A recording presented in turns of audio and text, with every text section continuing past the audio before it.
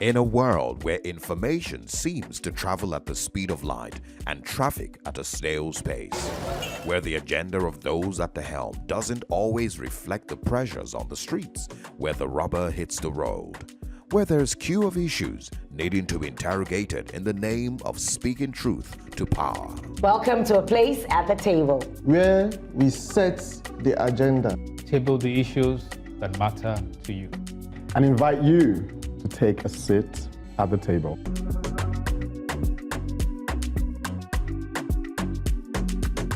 Welcome to a place at the table. Prepare to think out of the box with us. I'm talking about AI and poverty. Let's put first things first. Can Nigeria embrace AI without clean data? Interesting question, Elsie.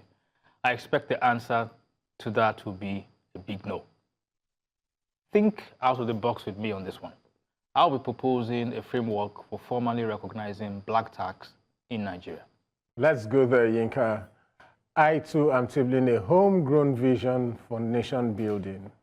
When I say Ubuntu, you say? I am because we are. We rise by lifting others up in the spirit of nation building and being my brother's keeper. I'm saying that the competent candidates for the National Assembly must come from amongst us. What do you think, Wamaka? Aisha, I hear you loud and clear. Perhaps with such candidates in the House, we won't have to deal with issues such as the one I'm tackling today, the fallout of the cashless policy. We think out of the box and table solutions. As to whether our solutions adequately tackle the issues, you be the judge of that.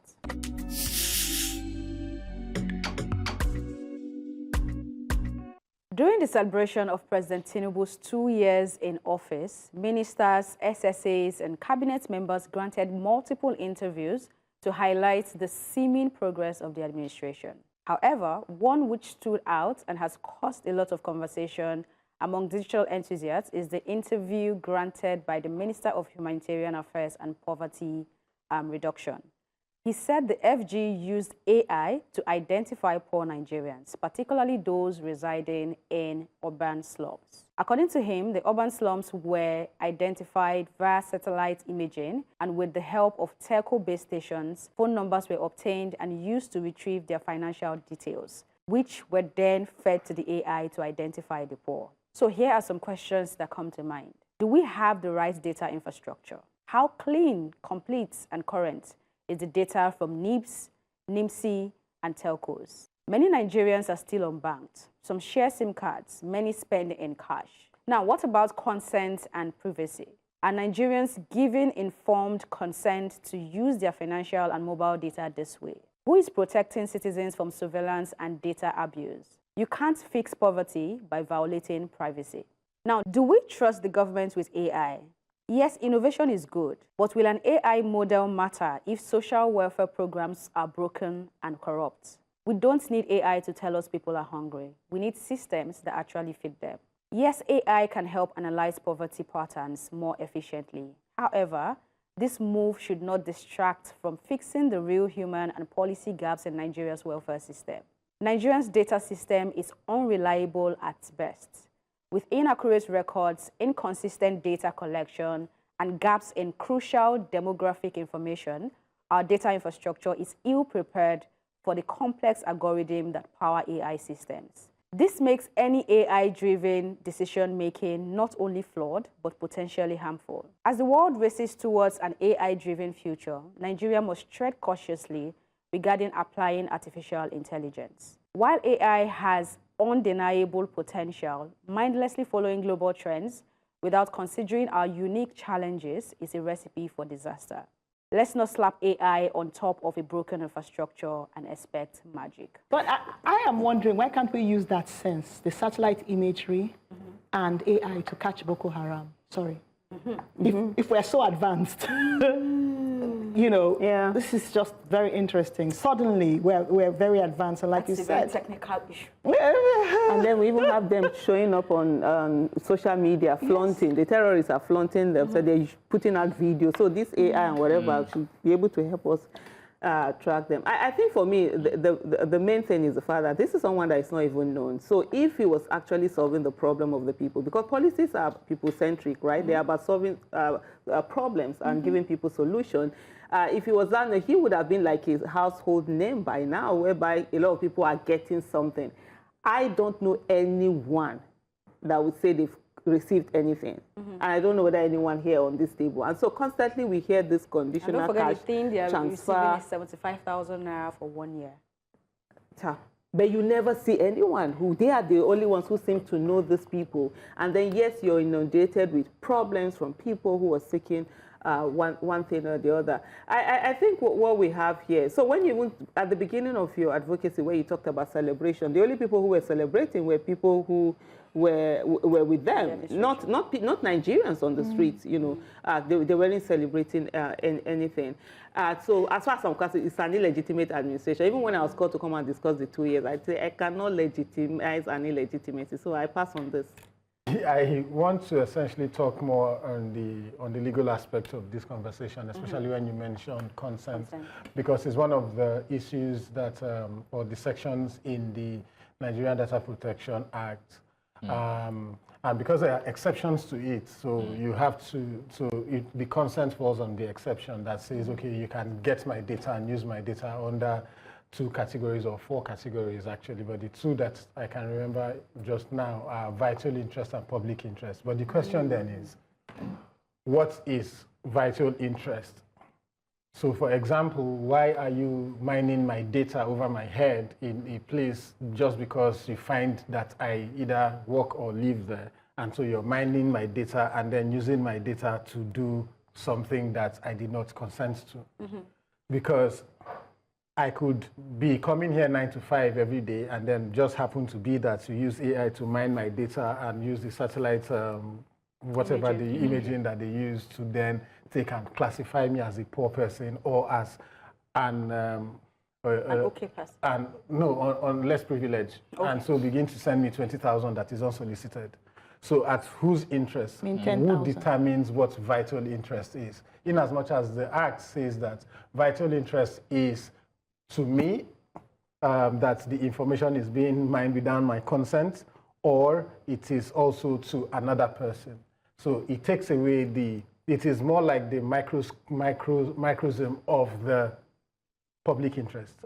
So what they are now saying is maybe in the interest of their public interest, they want to promote the policy of cash Cashless? No, not cashless. Cash transfer. Cash transfer. Okay. So that's what the government is now pushing in terms of public interest, but at whose detriment?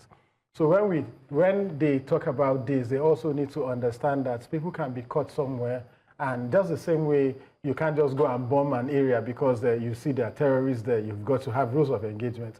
If you must also engage in terms of the Data Protection Act, you've also have got to have rules that you engage on so that you don't infringe on my own rights, because I need to, at this point, consent to that data that you are carrying. Don't just come and mine data because I happen to be in that area. Then that's collateral damage. All right. Yeah, I wanted to share something. I was just thinking about this. It just seems like if that's truly what was done, very lazy way of the government trying to reach out to its people. First of all, it shows there's a clear dysfunction, that the government is actually not in touch with the people. There's no system by which the government, the federal government, is able to reach the people right down to local government. Know the people. Know the people, yes. That's what it means, that there's a break. Yeah. They're actually not in touch with the people. That's what this has revealed. So if there's something that they want to reach the people, there's no system. There's no network. That's why they have to go actually on a macro scale. And that is very, very, very troubling. The second thing is, you talked about, the data that we have. There's a lot of false narratives out there. So the first question is, do we have the right data infrastructure? Then you say, how clean, complete, and current is the data from NIBS, NIMC, and Co? The answer to that question is no, it's not clean, it's not current either. And the easy way to look at that is just try to get maybe your BVN data or your whatever, your NIN data, and you find out that probably the address there is address you used like 10 years ago. There's no system in place that integrate other data to be able to update what is your current information, that is there. So every data operates in silos. Everybody collects your data, and everybody finds a way to prevent you from the right and access over that data, or the right to get consent before they can even use that data. You don't even know what they're doing for. Even not for the FCCPC that came up with this issue they had with WhatsApp, for instance. Nigerians would not have known the things that this tech company was doing with their data without their consent. So there is a lot that the government has to do to be able to help on this. And I go back to when we had this advocacy about the breach of NIMC database, when some sites could actually just print out your NIN for you, and NIMC was saying no, it's not possible, and they actually just printed out the minister's NIN and just show. I mean, and the minister came out and said, "Oh, they're going to investigate. They're going to come out with the results." It's going 1 year now, and there's no. They're still investigating. They're still investigating. So that's the problem. The last bit is: do we trust the government with AI? The answer is absolutely not. We don't. And we can already see what they are doing with AI, trying to change the narrative. So we are in a post-truth world. We see it happening in the US, where what is clear, what is black and white, they tell you is gray, because they can just say it and then they can get AI to be able to support that. And if we want a world where AI can be reliable, we must go back to the data. The data must be reliable. If the data is not reliable, if it's not clean, if it's not reliable, it will spew out completely unreliable garbage. This week, Bill Gates is in Africa, yeah?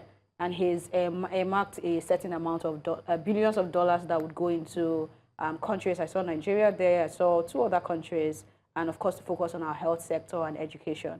However, we are now getting ready to tap into that funding without also having the proper data. So what that is going to do is going to cause more troubles if we don't get our data set right. I hope that one day we will, because we've been having this conversation for a very long time. And I'll just reiterate, for AI to work, the data needs to be clean. This is not a chicken and egg dilemma.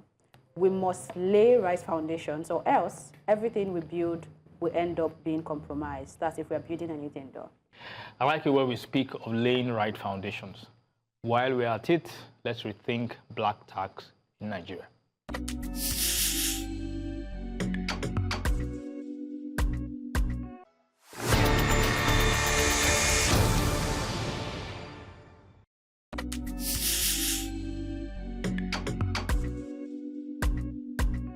Fellow Nigerians, let's have some frank talk.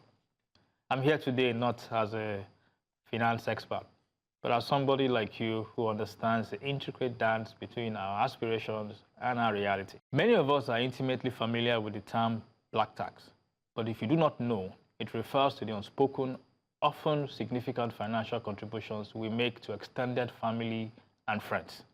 It's rooted in our communal values and our deep sense of responsibility to uplift those around us. Let's be clear, black tax is not all that bad. It's a powerful, informal social safety net. It puts food on the tables, sends siblings to schools, and supports elderly parents, where formal systems fall short. It strengthens family bonds and fuels collective upward mobility. I've seen firsthand how one person's sacrifice can elevate an entire lineage. But we cannot ignore the demerits. The immense financial burden stifles personal wealth creation, limits savings, delays investment, and traps individuals in a cycle of earning to give rather than to build. This continuous outflow can hinder young Africans from building generational wealth for their own immediate families. So here's my proposal. I'm calling on our tax authorities to recognize black tax as a tax-deductible benefit. We can do this by 1, creating a clear definition of black tax or financial support. 2, identifying eligible beneficiaries. And 3, specifying the qualified type of support and setting eligibility criteria for the taxpayers, as well as limits and caps. Implementing this framework will formally recognize black tax as a legitimate financial outgoing, offering relief to those who bear this significant culturally ingrained responsibility, while attempting to safeguard against misuse. If the government were meeting its mandate, there wouldn't be the need for black tax in the first place. Putting a mechanism in place to codify black tax into our tax laws is not rewarding laziness, it's smart policy. This black tax thing, I've been on it, even on social media, like people come and like, for me, first of all, is the height of irresponsibility if you are giving birth to children for your children to look after. It is debilitating. It takes away from you. You can't help the poor by being poor yourself. And you can't grow. Just a few days ago, we spoke about it, myself and my husband. Something had happened, like my daughter, we're telling her that, oh, she's old enough now she has the money, she can slaughter a ram.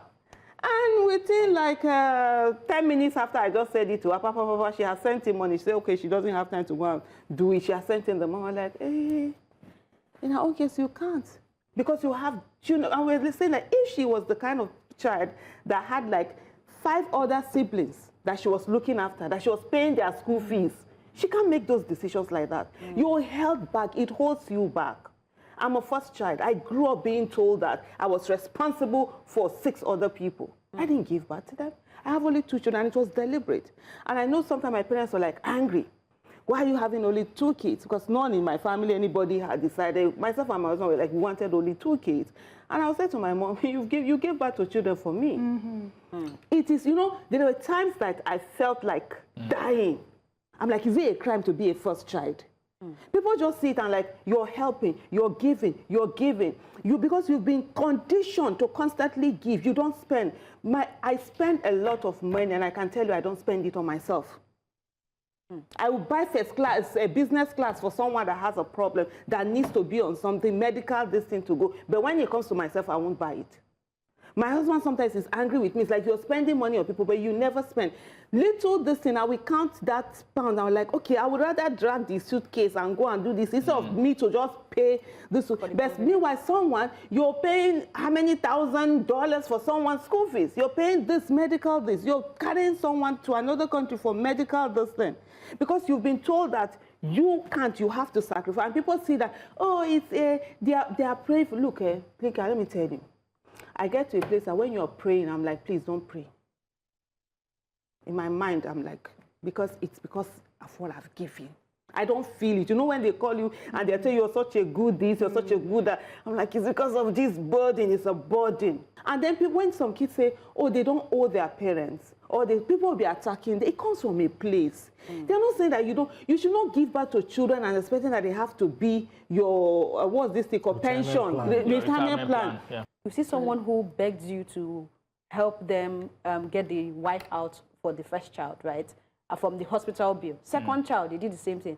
Before you turn your head, there's another pregnancy. And when you talk, they will say, Olorun lon tomo, na God they help train pikin.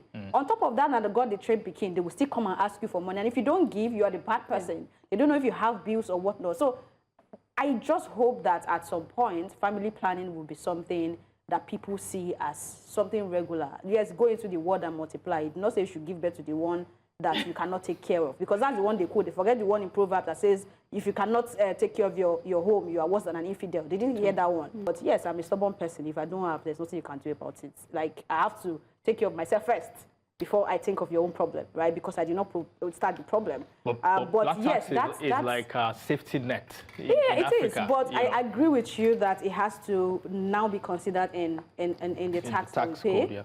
If I'm earning 2 million naira, for example, and in the whole 2 million naira, I've used 1 million naira or 1.5 to give to family, why am I paying tax on the 1.5 again, right? This black tax thing, there's something it does for the individual, and there's something it does for the society. I think the problem would be where there is, it's not within reason, where there's a sense of entitlement that's created. where people, who don't work expect to be taken care of by, someone is writing a business plan and their capital is from your savings. They have no savings. And the plan is they wouldn't work, but they expect that they'll just come and collect money from you. So in that instance, that's problematic. But when we look at the society, the more advanced societies where, not much of this black tax is going on, you also look at lonely elderly people. You look at high rate of suicide. You look at people that are, homeless on the streets.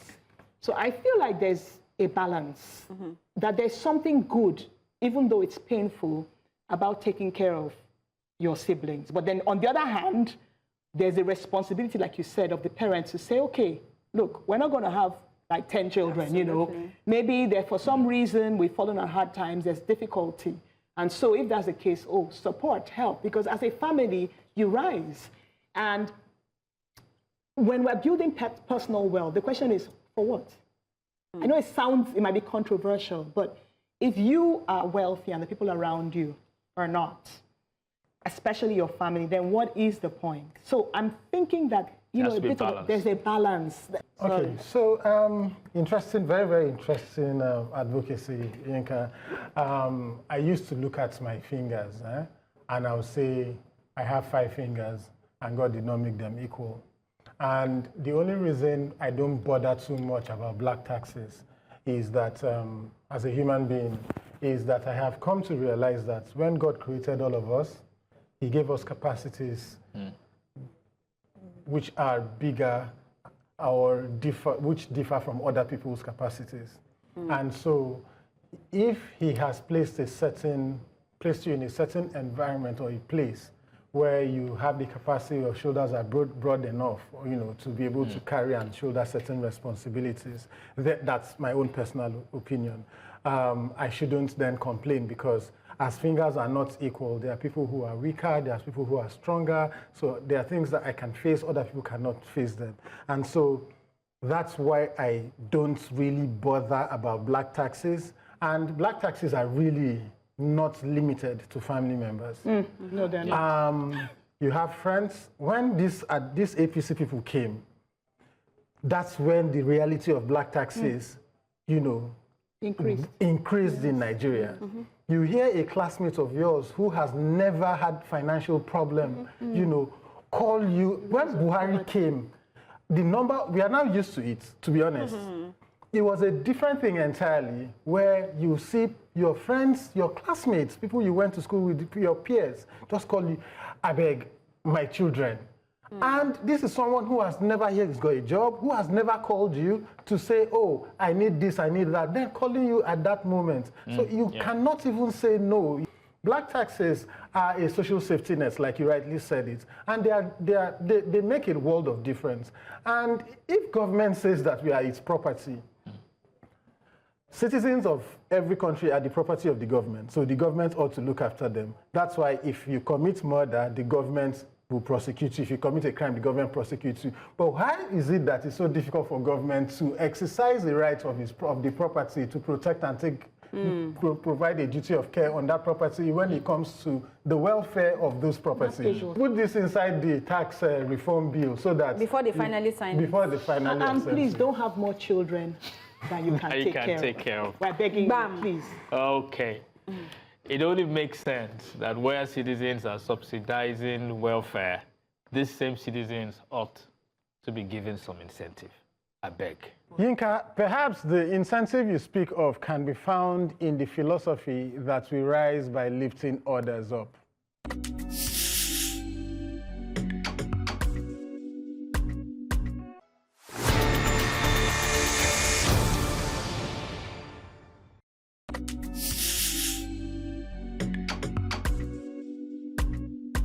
Family is where we first learn to care, share, and stand by one another.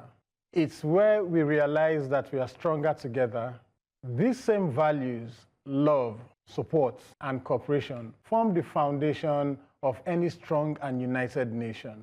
Across cultures, brotherhood extends beyond bloodlines. It reminds us that we rise by lifting others.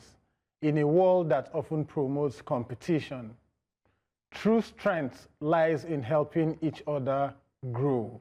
Nation building isn't just about coastal roads or how many people are decamping and counter-decamping from one political party or the other. It's about people. It's about creating a society where we support one another like family and share in our successes. The Igbo apprenticeship system is a traditional method of vocational training and economic empowerment among Igbo ethnic groups. It serves as a means of skill acquisition and a social safety net, helping young people, especially those without formal education or capital, to learn trades and become self-reliant. This kind of inclusive policy allows entire communities to thrive. Imagine a country where everyone feels seen, heard, and valued, where we cheer for progress, lend a hand in tough times, and celebrate growth together. That's how we build a home for everyone. Just as families provide a safety net during hardships, societies should establish systems that embody the same compassion. Rwanda's Mutuelles de Santé, a community-based health insurance scheme, demonstrates how shared responsibility can make essential healthcare accessible to everyone. Support must be proactive. It means creating environments where people can grow, dream, fail, and try again, knowing that they are not alone. Around the world, cultures rooted in communal values show us that cooperation is more powerful than competition. In African philosophy, Ubuntu, I am because we are, captures this beautifully. It reminds us that our growth is connected to the growth of others. South Africa's Truth and Reconciliation Commission reflected Ubuntu by prioritizing healing and unity over punishment after apartheid. The success of one should never threaten another. It should inspire and elevate. By embracing the principle of family and brotherhood in our policies, communities, and daily lives, we can build a nation where no one is left behind. Many people have been left behind. For example, recognizing black tax. That's an example. Absolutely. As part of a legitimate tax deduction. That's an example. I think his advocate actually dovetails Yes, it does. It connects in one way or the other. It does connect. Because it recognizes what is already existing. The fact that Africans are safety nets for themselves. The government is not doing its work. So your family, or somebody in the family becomes the social safety net for that family, and then we build societies and communities, together, even though also that practice itself also has its own drawbacks, it has its own demerits. I mean, I love, the advocates, because you're basically just saying that we should look at our better angels. What makes us unique? And I don't know, if maybe many people don't see the same things, but people out there, out of Africa, are not as friendly as we are. There's something about Africa, and I've traveled across Africa quite a lot. Kenya, South Africa, East Africa, and co. Africans are welcoming people. You go there. I've gone to Europe and all that, and the way I like to describe them is that they are functional. They're not necessarily very friendly. They're not going to attack you, but they're not friendly. But Africans, we believe in brotherhood. We believe in being together.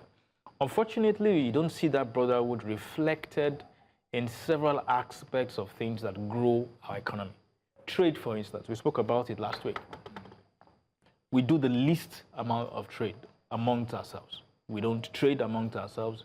We don't do a whole lot of integration amongst ourselves. It's like what makes us unique, we are in itself undermining it. And what we need to do to be able to really get to where we think that we should be is to bring out that unique Africanness, that thing that just makes us unique, that brotherhood. You said nation building is about creating a society where we support one another like family and sharing our successes. I know that generally our experiences are different. There are people who come from a very amazing family. They've experienced everything you've talked about, whether it's from blood family or even the family we create as we grow, right? But There are people who have not had that opportunity. And I mean, I just want to say, wherever you fall, especially if you fall on the side where you've not experienced that love, the love is available and something you can still create for yourself and still experience. However, I like that you mentioned the Igbo apprenticeship part of what we do. And I would like to say that when it comes to business and customer support and success, yes, we are beginning to have School of Leadership, School of Business. But if you look at the way that people that have gone through this system take care of their customers, try to ensure that their customers get what they need and go out of their way, you realize that it's almost the only part of business that we currently have, only part of system and structure that still teaches the real value of customer success and customer engagement. You cannot go to somebody that has gone through that system and say you want something and they tell you they don't have it. They will look for a way to get it for you. In fact, they will sit you down, serve you drinks, make you comfortable. And I think that is what customer service and customer success looks like, right? So in my family, my dad is kind of like, I guess, the oldest now. And one of the things he did, like when we graduate, obviously, well, he paid, our school fees were paid for and things like that. But even in the extended family, if he finds there's any of our cousins that's not in university or not going to school, he calls the children and says, okay, I've been paying fees for a while. Okay, you take one child and pay for the person. So none of us, when I say us, I'm talking about the extended family now. You won't find anyone that, was not educated. So you have to take them up as a project. And when you're done, maybe you take another person up. So that ensured that we're all rising together, rather than saying that my own family, we are finished.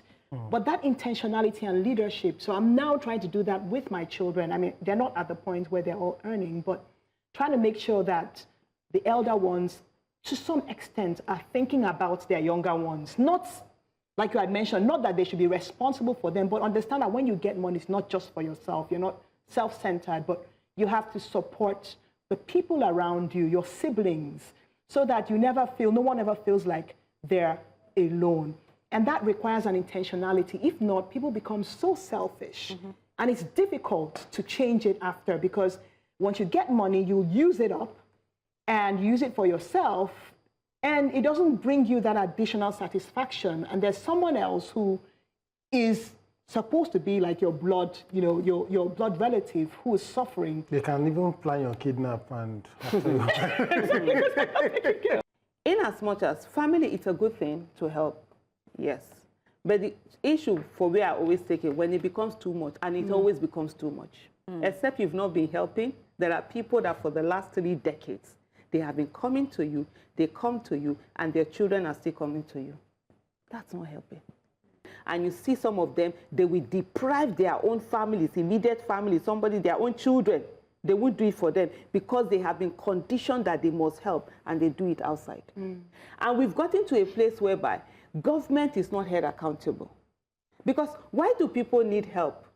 If people have enabling environment. For me, there's this, I almost forgot this saying. I put it out on social media. I say, I don't want to help anybody. I want people to not need my help. Most times, when we are doing this thing, it makes us feel good. But it doesn't mean that we are good people. Because there are people that perpetually want you to be under them. They don't want you to be where they are or above you. I want you to be better than I am. Because when you are better than I am, you don't reduce any of my things. And then you don't give me stress, right? So even in the help, there is that dynamics that is attached to it. Because that's what we have. When some people say that people in diaspora that are enjoying good governance, they come here, they support, bad governance and all of that. I tell them, it's because they want to come and be helping us. They want to be above us always. So when they come, they're always extending helping hand. And that also is a problem. If we have a society where things are working, Ubuntu should get to governance. I am because we are means that government is saying the things that we are enjoying as governors, as senators, as councillors, as appointee, or whatever, let every other person be enjoying it. Yes, family dynamics, very good. I always say to people, if God did not punish you for you not helping yourself, God no go punish me because I am not happy.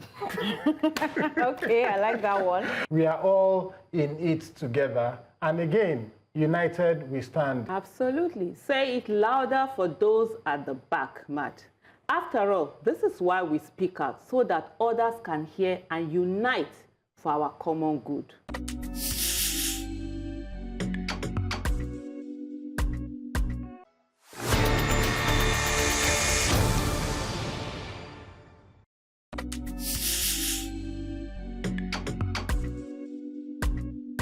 My fellow Nigerians, life is not a pizza man. It does not do delivery.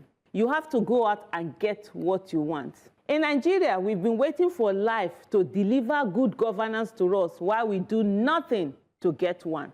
Our sensibilities have been abused as usual in recent times by the National Assembly with the reported 6 trillion naira padding in the 2025 budget. We've also heard of the approval for $21.5 billion being sought from the National Assembly. You and I know that the current National Assembly that we have is most likely going to give that approval. Do I blame the National Assembly? No, I don't. Who then do I blame? I blame you and I. We have not played our roles as active citizens. We refuse to participate in politics, and we have allowed those who have no business in politics to become the merchants of politics. The National Assembly is powerful. It is not just about lawmaking. Even the money spent by the executive comes from the approval given by the National Assembly. The executive can never borrow a single kobo or dollar without the approval of the National Assembly. Many appointments cannot be done by the executive also without their confirmation by the National Assembly. What then are we doing to ensure that competent people with character and courage get to the National Assembly and protect our interests? Can we begin to shop for competent candidates we can send to the National Assembly? Those that will safeguard the interests of Nigeria. We can help them with their campaigns, donate monies for their campaigns, and ensure we hold them accountable when they get into office. We need those that will checkmate the excesses of the executives and not be rubber stamp and mouthpiece of the executive. If the people in every state in Nigeria decide to send 10 competent lawmakers to the National Assembly, we can begin to clean up the mess that is currently Nigeria.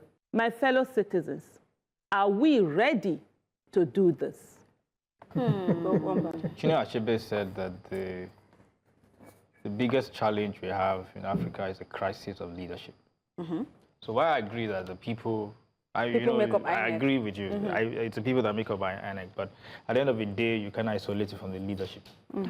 Leadership of INEC, leadership of the state, subnationals, national, and all that. At the end of the day, leadership, it's a very, very important point because only one person gets to be a leader, all right, in institutions and all that. We have to start to look at, which is where I agree with you that we have to start to look at the system in which we produce these leaders that go into the National Assembly and make laws that impact all of us, whether we like it or not. Now, the other part of your advocacy says, if the people in every state in Nigeria decide to send 10 competent lawmakers to the National Assembly, we'll begin to clean up the mess. The question is that it's not the people that decide to send 10 competent, it's the parties. So I know you will tell me that, oh, the people in the parties now, we should all get into the party. That's why Jaja said we should all get into the party. But the reality right now is that the party is like a social club. It's like a private club of people. And whatever they present to you is what you are going to take. And so if they present, an armed robber, you take an armed robber. If they present, a fraudster, you take the fraudster. The process of bringing about that change is what we must critically look at. When we say the people, we generalize it, and then we make it like, okay, everybody starts, okay, which of the people, is it you or me or whatever? We have to look at first the process to which these people are brought in. The party system. The party system. APC, PDP, AMPP, all those PPP or whatever, that system itself, we have to look at it and tell ourselves, is it producing the people that we're looking for to make this change in National Assembly? You know, sometimes when we talk about Nigerians, and you're like, oh, this is how Nigerians are. Nigerians are a certain way.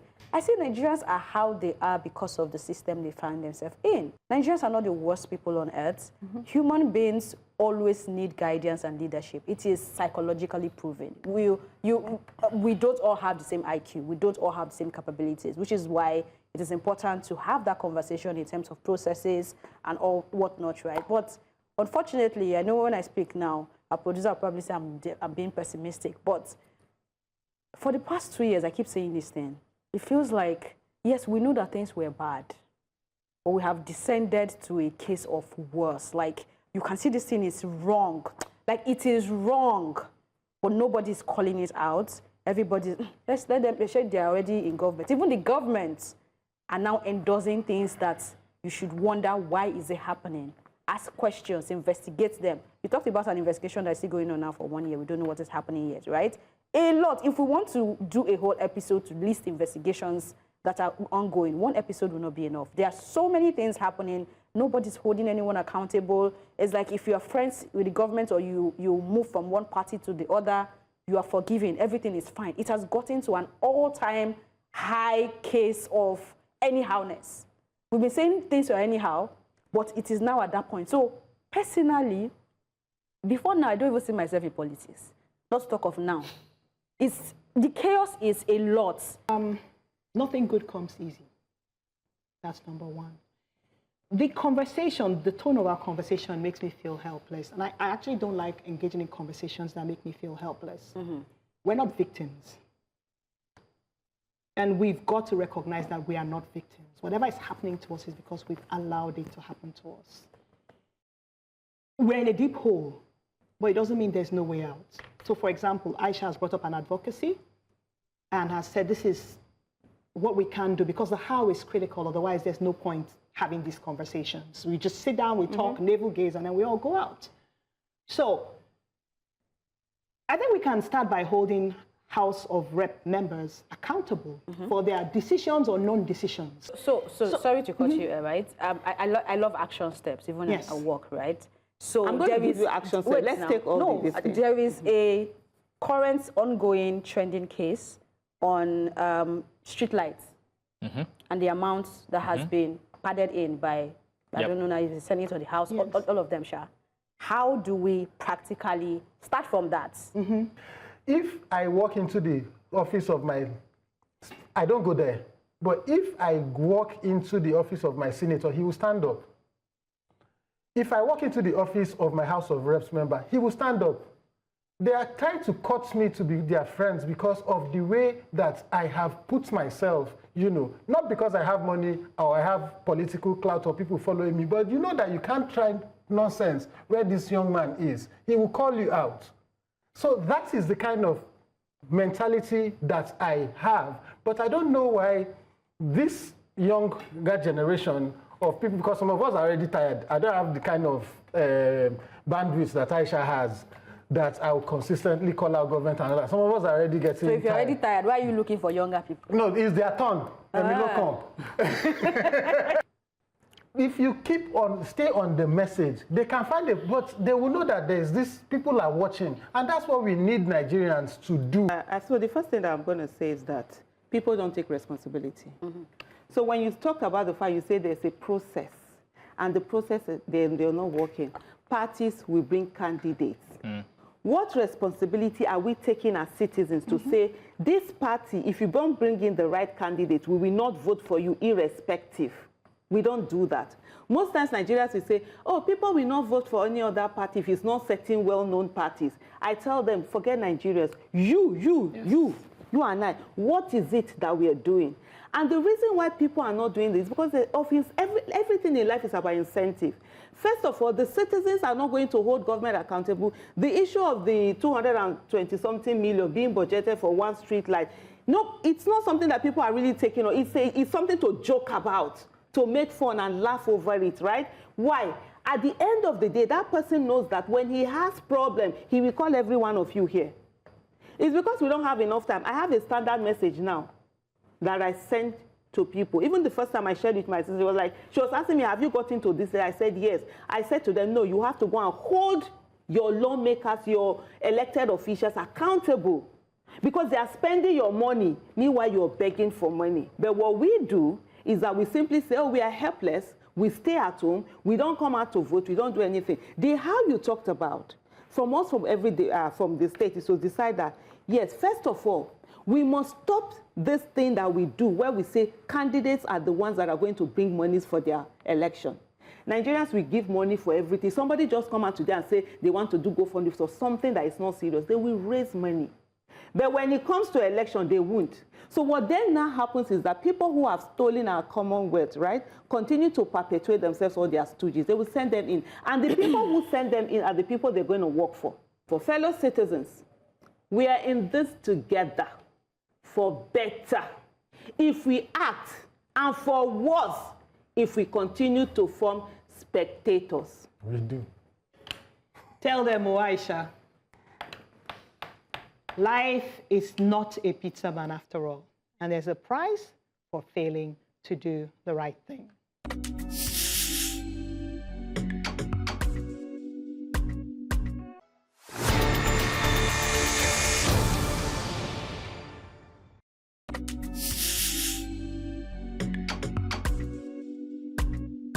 You try to pay your vendor, the transfer fails. You call your bank, they say, try again tomorrow.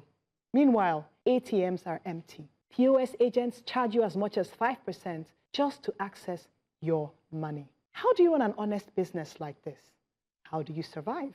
Nigeria's cashless policy was meant to simplify transactions, promote transparency, and reduce reliance on physical cash.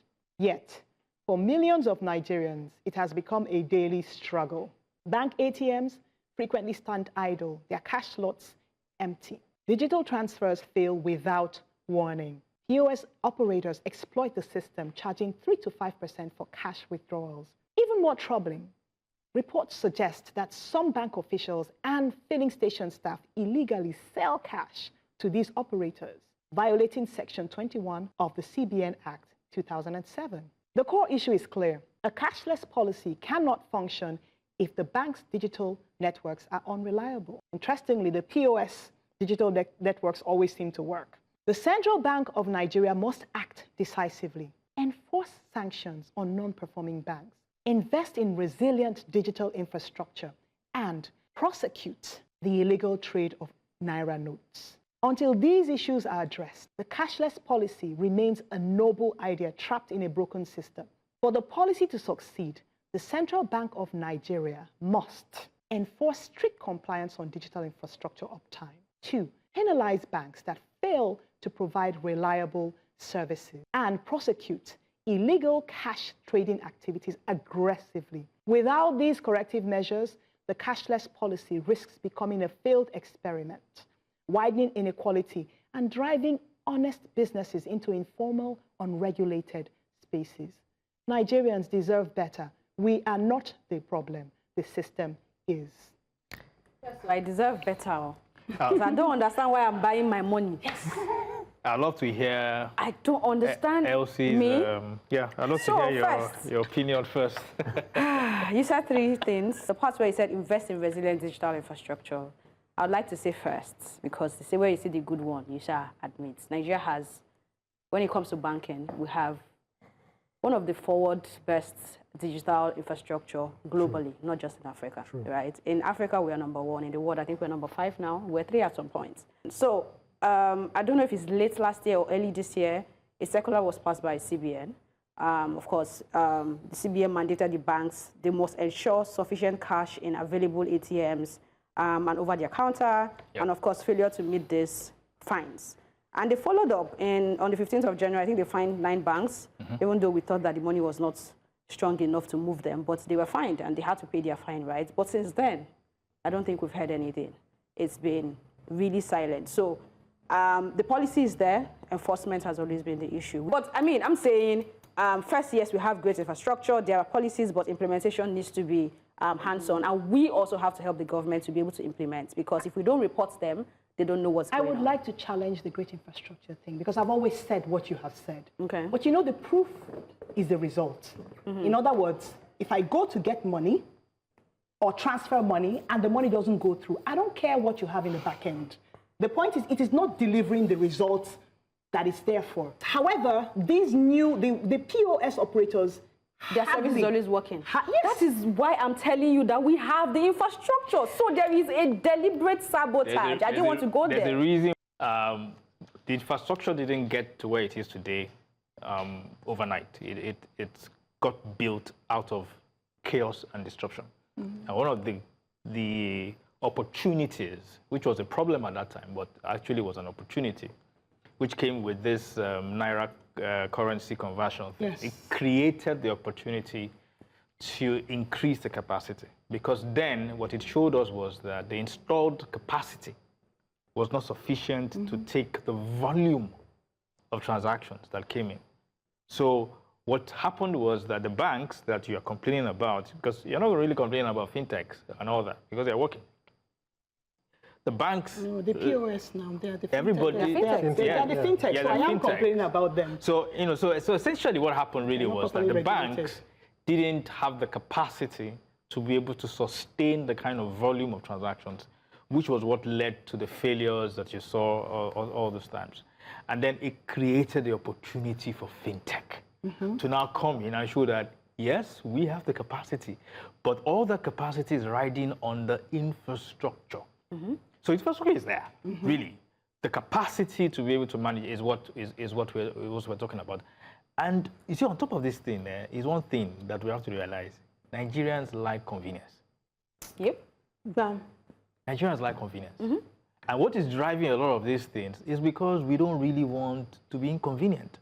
And the more we don't want to be inconvenient in terms of access to our money, access to this, guess what? The fintechs and all these people are making it convenient for us. And what we're seeing right now, the challenges coming from the inconvenience. Go to the US, you won't find a lot of all these issues because they go through the whole process of making you go through the process of getting your money. You know, so I think that yes, I agree with you that, you know, everybody, all the stakeholders, including the banks, must do their bit. I think the CBN must mandate them. We had an issue recently, last year, where certain banks were changing their core banking applications. Let me mention their names. The GT Bank, Zenith Bank. And then you saw the chaos that happened. A lot of people couldn't access their accounts and all that. Businesses lost monies and all that because these banks did not, they didn't plan for this.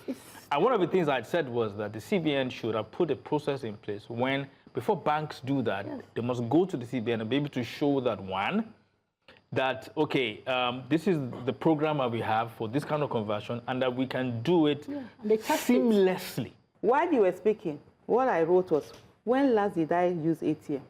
And that's why you talk about this convenience. Because in all honesty, I was trying to think, when last did I walk in there? Because sometimes we also don't do that. So you use POS? I use POS. Because you know that if you go to ATM, you will not see money. I use POS as well. I pay that money for my money to buy my money. So you see, it's convenience. It's the convenience of it. So can you see? This where you are at. That's where we should be at. So if all of us, that's why I say all these things, it's we, the citizens, forget system or process. If we're all as outraged as you are, then we will ensure that something is done about it. The effects of the Japa syndrome on banks, on organizations, on tech, we've lost a lot. There is I wanted to withdraw money the other day, a particular account, I won't go into details, only to open. The whole people who were, they said this thing file was not complete. We filled everything. They've all left the country. Then they also, the cost of maintaining. You're buying, how much was electricity before? In all our houses, we do it. They also do it. Diesel, they are buying. They're doing this, they're doing that. You have to put security to take care of this. And so it's a whole lot. So for me, because I'm a trader, sometimes I look at this and they're going through so much. Sometimes we don't think about the cost of them also maintaining those machines. Is it the banks you're talking about? The banks I'm talking about. That is declared, keep declaring record profits. So sometimes, even when they are profitable. If I have my purchasing power is 1,000 naira, and then I want to buy gari for 500, beans for 500, and I go to the ATM that I'm supposed to get the money that will now be deducted later or something, and I go to POS, and POS is telling me 100 naira. How to collect your then they deduct that money, and now I'm left with 90 naira, so I can't then afford gari. You have to choose between gari gari or corn. Yes. So you don't begin to. So it's a system that indirectly impoverishes us, and we don't even understand how this have the ripple effects of just one policy to our daily lives and our economy and our purchasing power.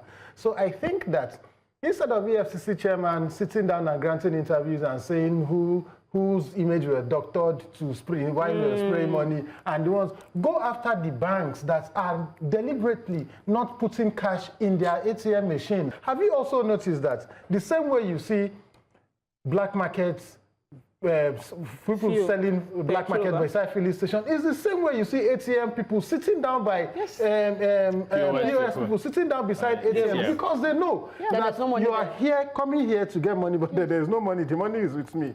Come and I'll give it to you.